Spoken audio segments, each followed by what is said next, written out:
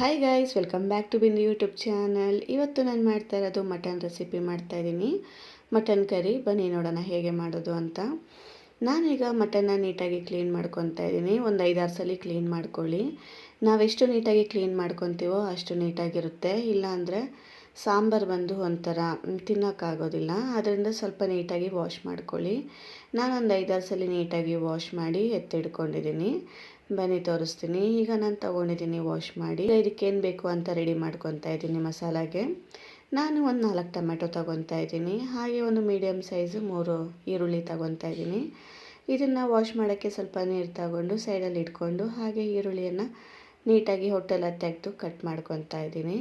ನನ್ನ ಚಾನಲ್ನ ಯಾರೆಲ್ಲ ನೋಡ್ತಾ ಇದ್ದೀರಾ ಪ್ಲೀಸ್ ಸಪೋರ್ಟ್ ಮಾಡಿ, ಸಬ್ಸ್ಕ್ರೈಬ್ ಮಾಡಿ, ಶೇರ್ ಮಾಡಿ, ಕಮೆಂಟ್ ಮಾಡಿ. ನಾನು ಮಾಡೋ ರೆಸಿಪಿ ಹೇಗಿದೆ ಅಂತ ಪ್ಲೀಸ್ ಕಮೆಂಟ್ ಮಾಡಿ.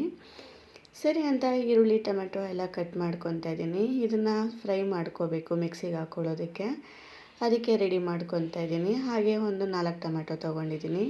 ಇದು ನಾನು ಮಾಡ್ತಾ ಇರೋದು 1 kg ಇದೆ. ಅದರಿಂದ 4 ಟೊಮೆಟೊ 3 ಈರುಳ್ಳಿ ತೊಗೊಂಡಿದ್ದೀನಿ. ಈಗ ಅದನ್ನು ಫ್ರೈ ಮಾಡ್ಕೊಳ್ಳೋಣ. ನೀಟಾಗಿ ಫ್ರೈ ಮಾಡಿಕೊಂಡು ಇದಕ್ಕೆ ನಾನು ಯಾವ ಮಸಾಲನೂ ಆ್ಯಡ್ ಮಾಡ್ತಾಯಿಲ್ಲ ಇವಾಗ ಸದ್ಯಕ್ಕೆ. ಮಿಕ್ಸಿಗೆ ಬಂದು ಬರೀ ಈರುಳ್ಳಿ ಟೊಮೆಟೊ ಹಾಕ್ಕೊಂಡು ಸ್ವಲ್ಪ ಪುದೀನ ಕ್ಲೀನ್ ಮಾಡ್ಕೊಂಡಿದ್ದೆ. ಅದನ್ನು ವಾಶ್ ಮಾಡಿ ಒಂದು ಕೈ ಹಿಡಿಯಷ್ಟು ಪುದೀನ ಹಾಕ್ಕೊತಾ ಇದ್ದೀನಿ. ನೋಡೋಕ್ಕೆ ಜಾಸ್ತಿ ಕಾಣಿಸುತ್ತೆ, ಅಂದರೆ ಅದು ಫ್ರೈ ಆದಮೇಲೆ ಸ್ವಲ್ಪನೇ ಆಗೋದು. ಅದರಿಂದ ಒಂದು ಕೈ ಹಿಡಿಯಷ್ಟು ಹಾಕ್ಕೊಂಡಿದ್ದೀನಿ. ಹಾಗೆ ಒಂದು ಸ್ವಲ್ಪ ಕೊತ್ತಂಬರಿ ಸೊಪ್ಪನ್ನು ಹಾಕ್ಕೊತಾ ಇದ್ದೀನಿ. ಇದಕ್ಕೆ ನಾನು ಇಷ್ಟೇ, ಬೇರೆ ಇನ್ನೇನು ಹಾಕೋಕ್ಕೆ ಹೋಗಲ್ಲ. ಇಷ್ಟನ್ನೇ ಫ್ರೈ ಮಾಡಿಬಿಟ್ಟು ಮಿಕ್ಸಲ್ಲಿ ಹಾಕ್ಕೊಳ್ಳೋದಕ್ಕೆ ನೀಟಾಗಿ ಫ್ರೈ ಮಾಡಿಕೊಂಡು ತಣ್ಣಗೆ ಹಾಕೋಕ್ಕೆ ಬಿಟ್ಬಿಟ್ಟು ಮಿಕ್ಸಿಗೆ ಹಾಕ್ಕೊಂಡು ರೆಡಿ ಮಾಡಿ ಇಟ್ಕೊಳ್ಳೋಣ. ಅದು ರೆಡಿ ಮಾಡಿ ಇಟ್ಕೊಳ್ಳೋ ಅಷ್ಟೊತ್ತಿಗೆ ನಾವೀಗ ಮಟನ್ಗೆ ಸಾರಿಗೆ ಏನೇನು ಬೇಕು ಅಂತ ರೆಡಿ ಮಾಡಿಕೊಂಡು ಈಗ ನಾವು ಒಂದು ಕುಕ್ಕರ್ ತಗೊಂಡು ರೆಡಿ ಮಾಡೋಣ. ಈಗ ಸದ್ಯಕ್ಕಿದ್ದು ತಣ್ಣಗಾಗಿದೆ, ಹೋಗಿ ಮಿಕ್ಸಿಗೆ ಬರ್ತೀನಿ. ಈಗ ನಾನು ಕುಕ್ಕರ್ ಇಟ್ಕೊಂಡಿದ್ದೀನಿ. ಅದಕ್ಕೆ ಒಂದು ಸ್ವಲ್ಪ ಎಣ್ಣೆ ಹಾಕ್ಕೊಂಡಿದ್ದೀನಿ. ಸ್ವಲ್ಪ ಜಾಸ್ತಿನೇ ಹಾಕ್ಕೊಂಡಿದ್ದೀನಿ. ನಾನ್ ವೆಜ್ಜಿಗೆ ಎಣ್ಣೆ, ಉಪ್ಪು, ಖಾರ ಇದ್ರೇ ಚೆನ್ನಾಗಿರೋದು. ಸರಿ ಅಂತ ಸ್ವಲ್ಪ ಮಸಾಲ ಹಾಕ್ಕೊತಾ ಇದ್ದೀನಿ. ಪಲಾವ್ ಮಸಾಲ, ಚಕ್ಕೆ, ಲವಂಗ ಎಲ್ಲನೂ. ಇದ್ರ ಜೊತೆಗೆ ಒಂದು 2-3 ಎಳೆ ಹಾಕ್ಕೊಂಡಿದ್ದೀನಿ ಟೇಸ್ಟಿಗೋಸ್ಕರ. ಈಗ ನಾನು ಮಟನ್ ಹಾಕ್ಕೊತಾ ಇದ್ದೀನಿ.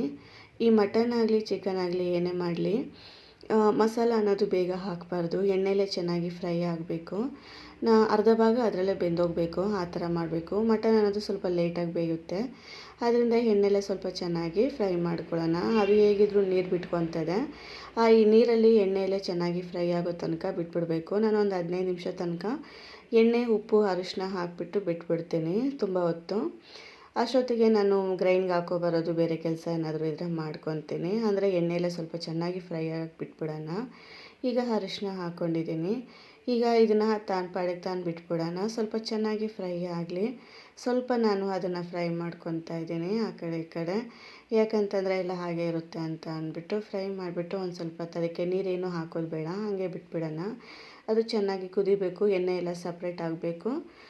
ಮತ್ತು ಮಟನಲ್ಲಿರೋ ಎಣ್ಣೆ ಕೂಡ ಬಿಟ್ಕೋಬೇಕು. ಅಲ್ಲಿ ತನಕ ನಾವು ಸ್ವಲ್ಪ ಚೆನ್ನಾಗಿ ಫ್ರೈ ಮಾಡ್ಕೋಬೇಕು. ಈಗ ನೋಡಿ ಇಷ್ಟು ಮಾಡ್ತಾ ಬಂದಿದೆ, ಇನ್ನು ಬೇಯಬೇಕು.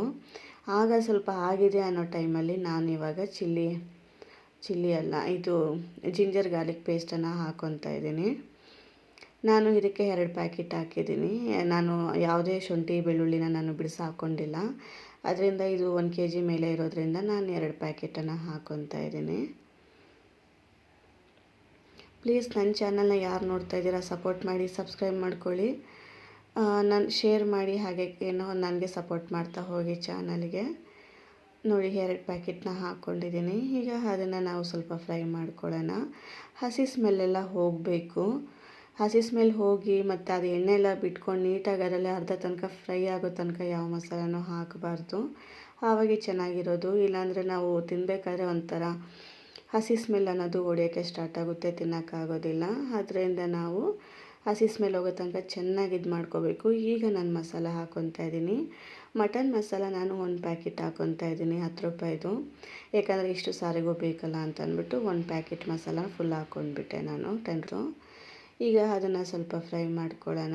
ಈಗ ಅದರಲ್ಲೇ ನಾನು ಧನಿಯಾ ಪೌಡರ್ನ 2 ಸ್ಪೂನಷ್ಟು ಹಾಕ್ಕೊತಾ ಇದ್ದೀನಿ.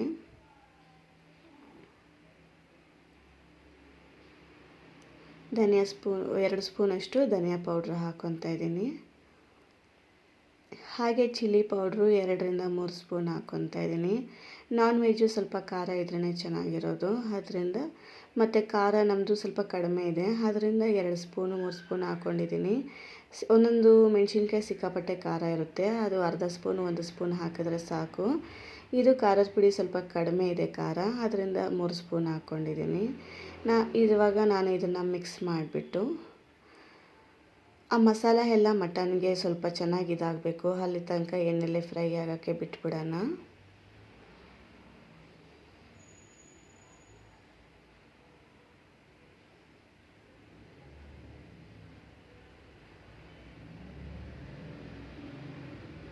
ಈಗ ನೋಡಿ ಫುಲ್ ಅದನ್ನು ಇದು ಮಾಡ್ತಾಯಿದ್ದೀನಿ, ಅಂದರೆ ಚೆನ್ನಾಗಿ ಅದಕ್ಕೆ ಉಪ್ಪು ಖಾರ ಮಸಾಲೆ ಎಲ್ಲ ಹಿಡಿಬೇಕು. ಇವಾಗ ಆಗಿದೆ. ಇವಾಗ ನಾನು ಮಸಾಲ ರುಬ್ಬಿಟ್ಕೊಂಡಿದ್ನಲ್ಲ ಅದನ್ನು ಹಾಕ್ಕೊತಾ ಇದ್ದೀನಿ.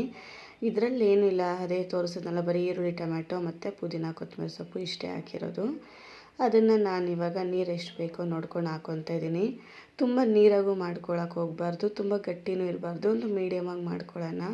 ತುಂಬ ನೀರಾದರೆ ಕೂಡ ತಿನ್ನೋಕೆ ಚೆನ್ನಾಗಿರಲ್ಲ, ತುಂಬ ಗಟ್ಟಿ ಆದ್ರೂ ಸಹ ಒಂಥರ ತುಂಬ ಗಟ್ಟಿ ಆದರೂ ಡ್ರೈ ಆಗಿರುತ್ತೆ. ಒಂದು ತಿಕ್ನೆಸ್ ಆಗಿ ಮೀಡಿಯಮ್ ಆಗಿ ಮಾಡ್ಕೊತಾ ಇದ್ದೀನಿ.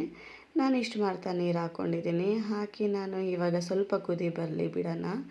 ಕುದಿ ಬಂದಾದಮೇಲೆ ನಾವು ಇದನ್ನು ಲಿಡ್ಡನ್ನು ಕ್ಲೋಸ್ ಮಾಡಿ ಒಂದು 10-12 ವಿಷಿಲ್ ಬಿಡ್ತೀನಿ ನಾನು, ಯಾಕಂದರೆ ನಮ್ಮದು ಕುಕ್ಕರ್ ಸ್ವಲ್ಪ ಹಳೇದೇ ಇದೆ, ಅದರಿಂದ ಅದು ಬೇಗ ಬೇಯೋದಿಲ್ಲ ಅಂತ ಅಂದ್ಬಿಟ್ಟು. ಅದು ಬೆಂದಿಲ್ಲ ಅಂತ ನನ್ನ ಮಗಳು ಆಚೆ ಕುತ್ಕೊಂಡು ಕೋಪ ಬಂದೈತಾ, ಮಟನ್ ಬೇಕಾ, ಮಟನ್ ತಿನ್ನಬೇಕಾ, ಅಯ್ಯೋ ಮತ್ತೆ ಮಟನ್ ಬೇಗ ಬೇಯಲಿ ಅಂತ ಅವ್ರು ನೋಡ್ರಿ ದೇವ್ರಿಗೆ ಇದನ್ನು ಹಾಕೋಂಗೆ ಅಲ್ಲಿಂದ ಇಲ್ಲಿ ಉರುಳಾಡ್ತವ್ರೆ. ಹೊಟ್ಟೆ ಚೆನ್ನಾಗಿ ಹಶು ಆಗ್ಬಿಟ್ಟಿದೆ, ಲೇಟ್ ಆಯ್ತಲ್ಲ, ಅದಕ್ಕೆ ಉರುಳು ಸೇವೆ ಮಾಡ್ತಾವ್ರೆ ದೇವರಿಗೆ ಬೇಗ ಬೇಯಲಿ ಮಟನ್ ಅಂತ ಅಂದ್ಬಿಟ್ಟು. Well, I guess I'll see you guys around. ಅಂತ ನಾನು ನಮ್ಮ ಮಕ್ಕಳಿಗೆ ಇದಾಗುತ್ತೆ ಅಂದ್ಬಿಟ್ಟು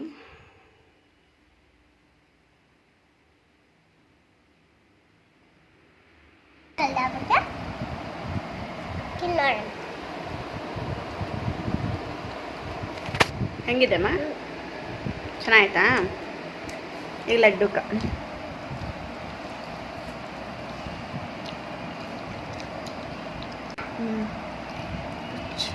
ಸರಿ ಅಂತ ಬೇಗನೆ ಕುಕ್ಕರ್ ಓಪನ್ ಮಾಡಿದೆ, ಬೆಂದಿತ್ತು. ಸರಿ ಅಂತ ಮಕ್ಕಳಿಗೆ ತಿನ್ಸೋಣ ಅಂತ